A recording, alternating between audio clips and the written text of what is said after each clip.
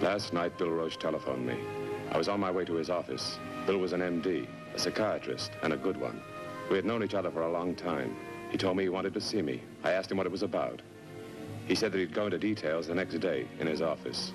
He told me that he was concerned about one of his patients, a relatively new one. The patient kept saying that he'd committed murder. He didn't say who or when. He just kept repeating that he'd killed a woman.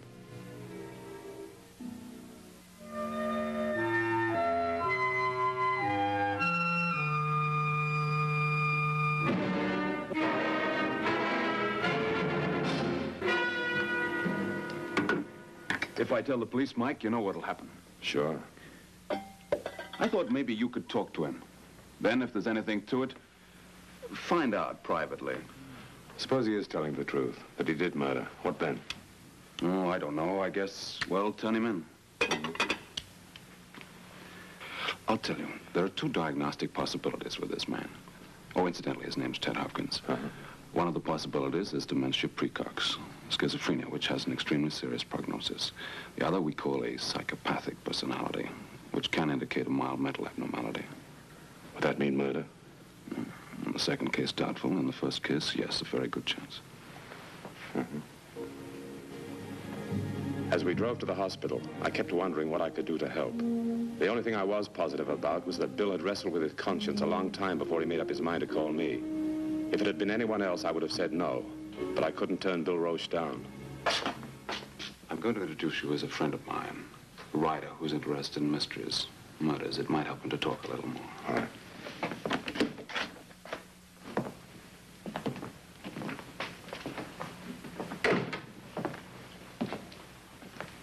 Ted. Ted, are you awake?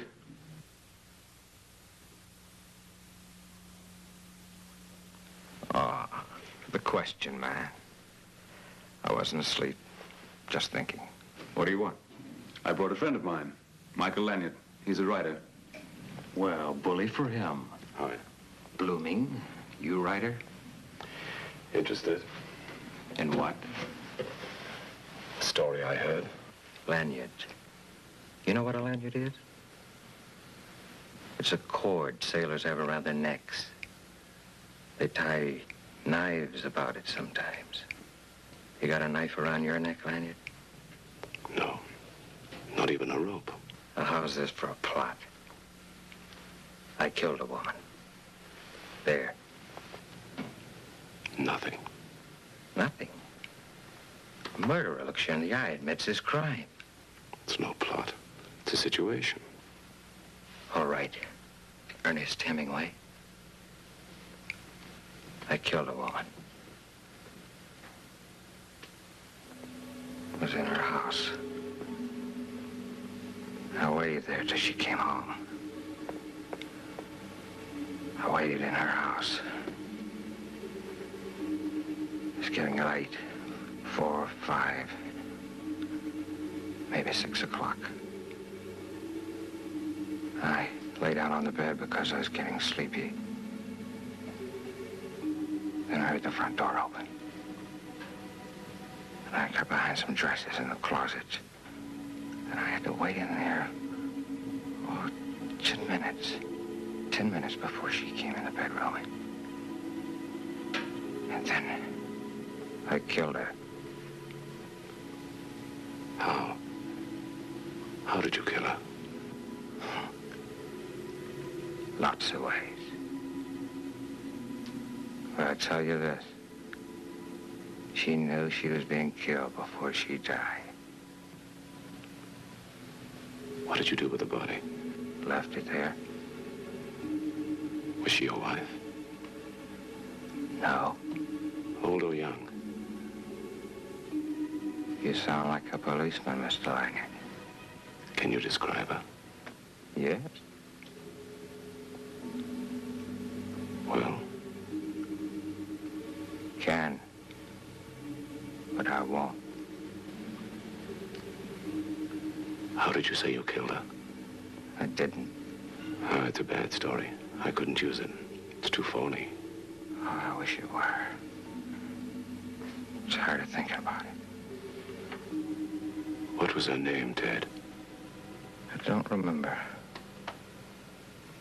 I don't want to remember. Go away. I don't like your name. It reminds me of knives. Go away, will you?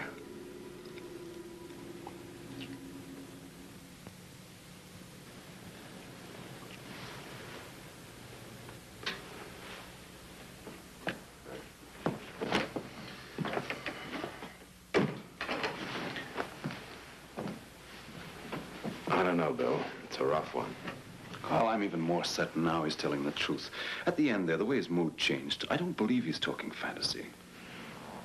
Why would he feel he wants to confess and then only go so far? Fear, possibly, a lot of reasons. What would happen if he's released from here and we don't follow it up? He might do it again. Kill. You're positive he's not lying? The fantasy idea, as you call it. For myself, I'm positive, but I need more time to reach an official opinion as to whether he's legally sane or not. All right, Bill, I'll do what I can, but I'm no doctor. Mike, Hopkins seems to have lost his trust in me. Now, this isn't uncommon. Usually in a case like that, we'd call in another doctor. On the other hand, he seems to have responded to you. Now, that's not uncommon either. He's talked more to you than he has for a long time. By your helping me, I think we can help him. Okay, I'll do what I can. Have you got a file on him? Yeah, I got one here. I got the name of the woman involved in Hopkins' arrest. Carol Palmer. She was living in Hollywood, so I went there. I thought it might give me a lead.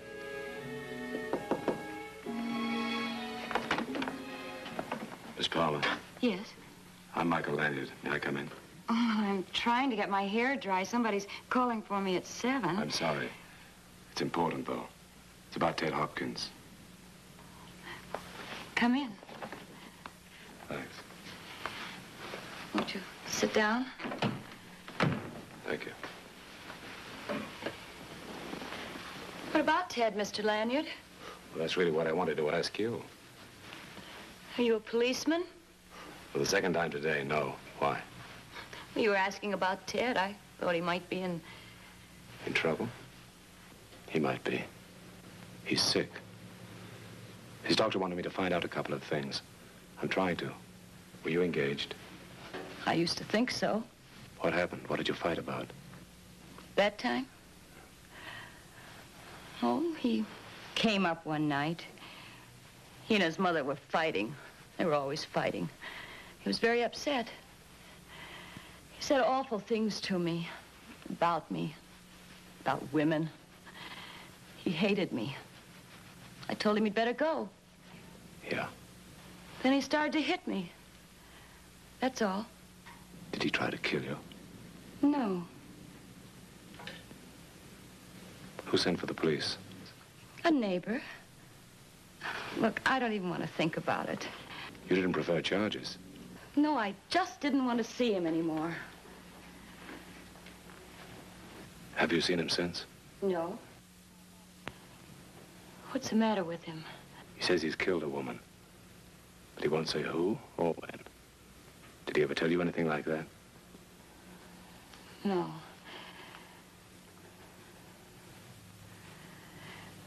If he's in trouble, I'm not going to say anything to hurt him.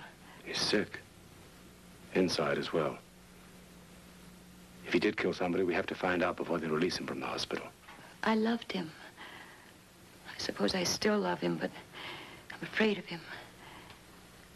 Did you ever love someone and yet not like them because you were afraid of them? That's the way it was with him. You see this? This was my accident. He did that. He did it that night. Slowly and laughing.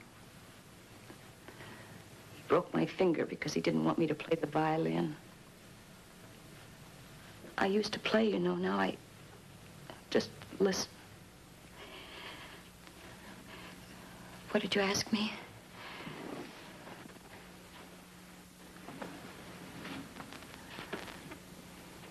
Do you think he could have killed anybody? I tell you, will it help him?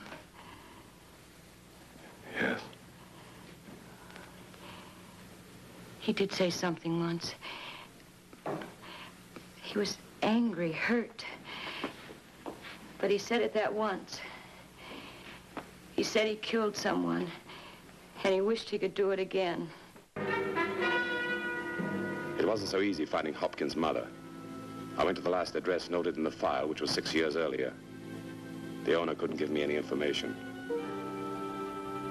The directories didn't show anything either. There were plenty of Anna Hopkins, but not the one I was looking for. The next day, Bill and I tried to get it out of Hopkins. He wouldn't even admit to having a mother. Didn't want to talk about it or anything else. I had an idea that if I could find her, there might be a lot of things we could find out. I found what I wanted.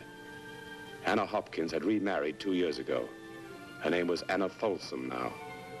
I found Mrs. Folsom. She was a high-priced fashion designer. She was busy sketching. She didn't want to see me. I'm Michael Lanyard. It's about your son, Mrs. Folsom. My son, Mr. Lanyard? What about my son? He's in trouble. He's sick and he needs help. Oh? You come with me, please. Yes.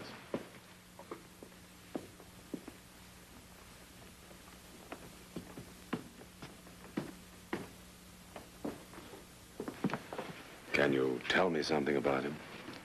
I don't see any reason why I should discuss Theodore with a complete stranger.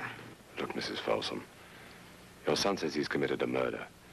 His doctor and I are trying to get to the bottom of it before the police find out.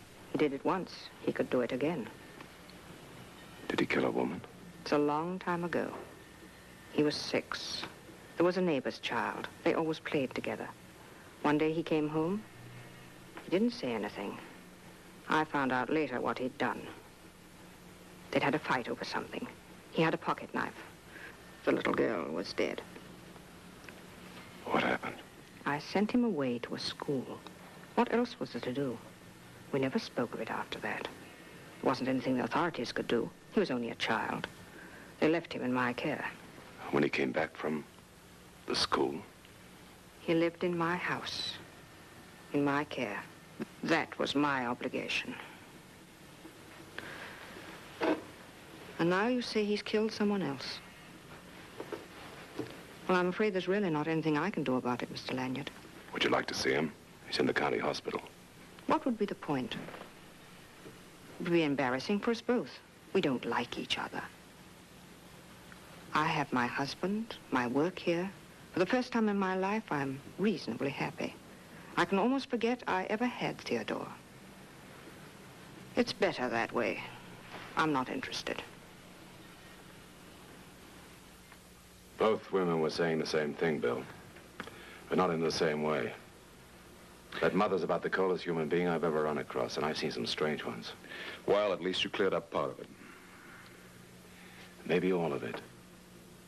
Suppose the woman he says he killed was the little girl. And he's had the guilt of it ever since. I thought of that when you told me. What happens if he kills someone else after the child? We have no proof. If he's released from here and it happens again, that's a big responsibility, Mike. And unfortunately, it's mine. Yeah, I know. There's one alternative. Tell the police. Wait a minute.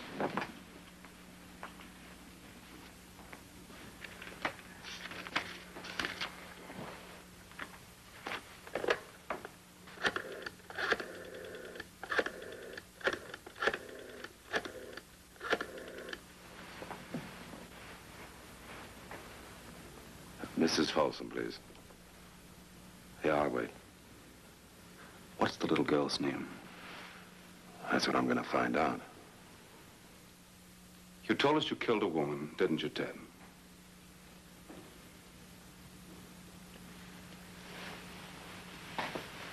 Ted, what about my name? Lanyard. It reminds you of knives, doesn't it? A lanyard for a knife around the neck? Maybe there's something else about a knife. Take it easy. We're trying to help you. You think you can remember the name of the woman you killed? Shall I tell you? It was Emily. Emily Barnhart. I killed her. I killed her. I'm a murderer. I kill everybody.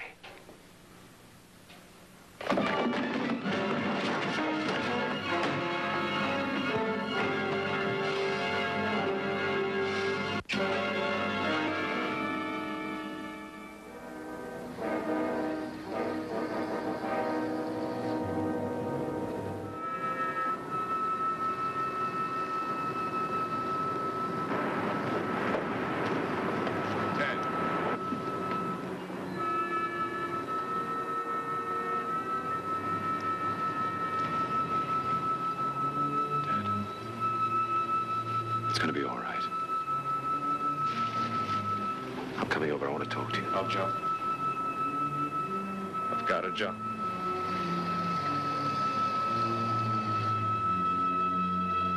Listen to me, Ted. You don't have to jump. You're safe now. Dr. Roche, all of us, we want to take care of you. I saw Carol today, Ted. Carol Palmer.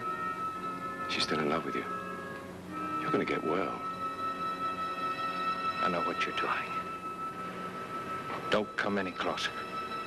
I give you my word, Ted. I won't try any tricks. I'll get some cigarettes for you. I'll be right back.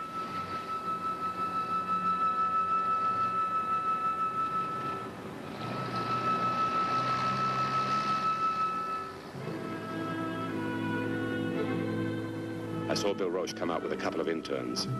I didn't want Hopkins to spot them. I explained to Bill that his presence might cause Hopkins to jump. I told him I wasn't sure that I could prevent him from jumping anyway. I suggested he get Carol Palmer right away, that maybe she could prevent Hopkins from committing suicide. He agreed it was worth a try. I told him to keep the interns on the roof, and if I was lucky, I might be able to get close enough to Hopkins to grab him.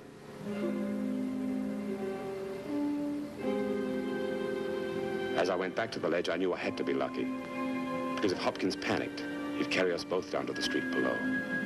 Wasn't a pleasant thought. I want a cigarette, but I don't trust you. You're too smart. I told you, Ted, no tricks. There's nobody up here but me. When you reach for it, hang on to the railing. I don't want you to fall.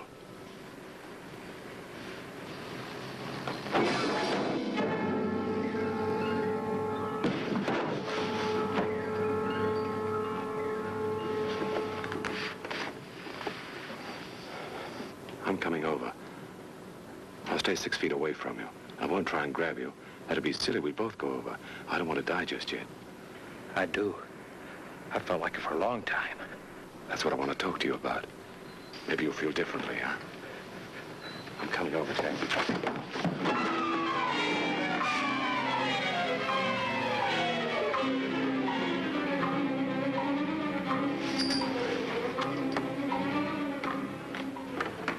Listen to me, Ted.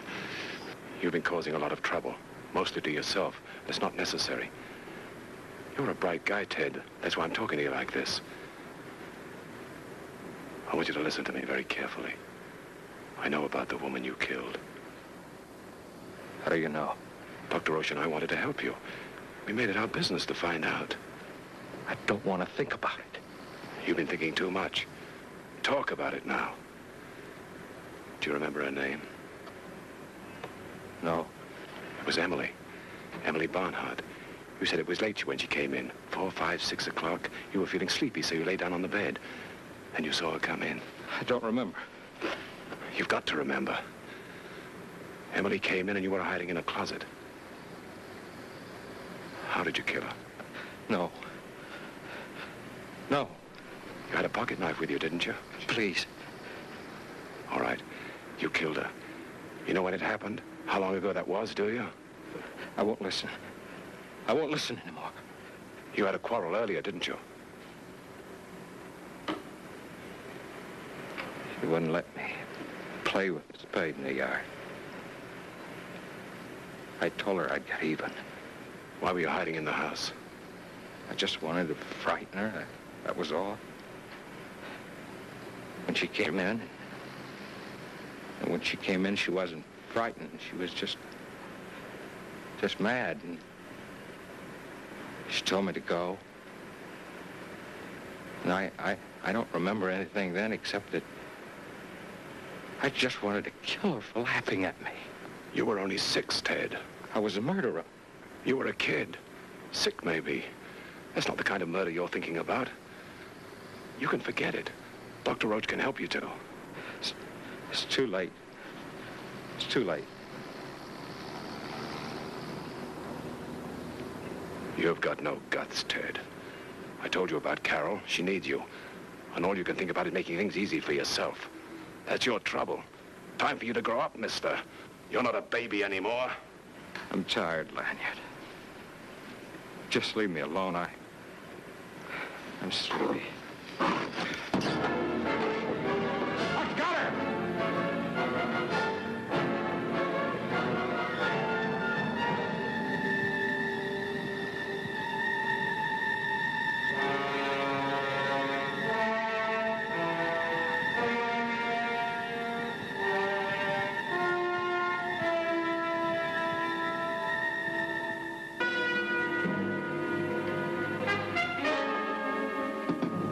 Shame somebody didn't do something about him long before this, when he was a kid. He's got his mother to thank for that. Thank you, Benson. That's the funny thing, Mike. Man gets TB or cancer, he's treated, taken care of. But a mental disease, whisper that, and that's nasty. Only thing people don't realize is there's no difference between the two. They're both illnesses, nothing more. Is he gonna be all right? It's going to take time, but I think so. That Palmer girl's going to do a big part of it. She'll give him something to work for. Nice girl. She's still in there with him? Yes, I figured it was the best therapy for the moment. Nice treatment. Mike, I'm going to take you out and buy you the best dinner in this town. If that's your prescription, Doctor, I'm a new patient. You know, I'd have had to have turned him over to the police if it had been anything else but what it was. Tough decision. I have no idea. Well, when Ted leaves here, I won't have to worry. Because he's not going to leave until I'm satisfied that this kind of thing can never happen to him again. He's got a lot to thank you for, Mike. And so have I. Your emotions are showing, Doctor. Let's go.